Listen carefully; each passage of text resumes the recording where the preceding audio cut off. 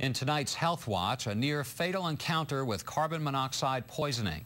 A Bergen County family is lucky to be alive after carbon monoxide escaped from the family's home gas furnace, overpowering everyone inside. NJN News health and medical correspondent Sarah Lee Kessler has the Spincola family's exclusive story. The ordeal began on a quiet street in Cliffside Park. It was a cold January night, and the Spincola family was asleep in this two-family house, unaware that toxic carbon monoxide fumes from a basement gas furnace were wafting through their home. Esther would be the first affected, followed by her 2-year-old son Eric and her husband Eddie. I have 3 days consecutive with bad headache. I was taking pain reliever and nothing didn't work. The next day at 1:00 a.m., my baby started vomiting and crying with pain. So the Spincolas, who by that time were weak and lethargic, took their boy to the doctor. And he said, he looks like he has some virus, stomach virus.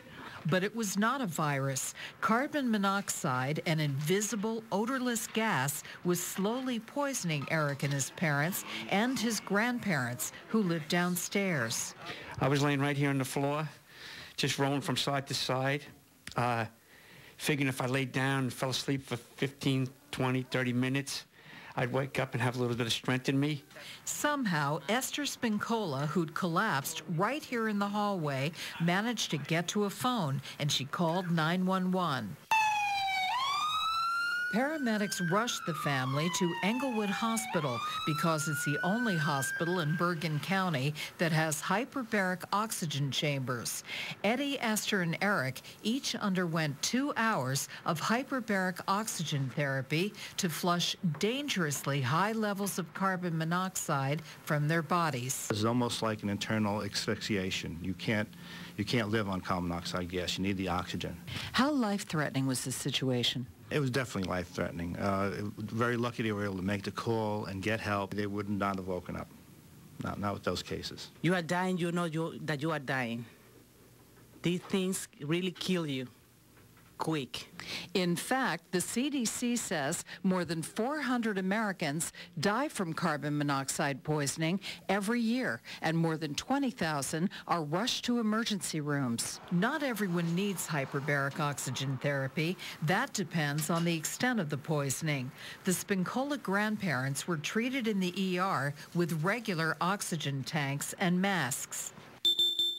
Eddie Spincola says he's learned a costly lesson from his family's ordeal. Now we have the carbon monoxide detectors, which we didn't have before, and I'll keep on my father to have the furnace cleaned once a year before the winter. And Ken Kapik, Englewood Hospital's respiratory therapy director, has this advice. Change the batteries every year.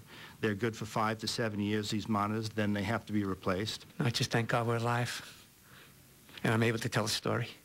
The Spincolas say they hope their story will help save lives. Sarah Lee Kessler, NJN News, Cliffside Park.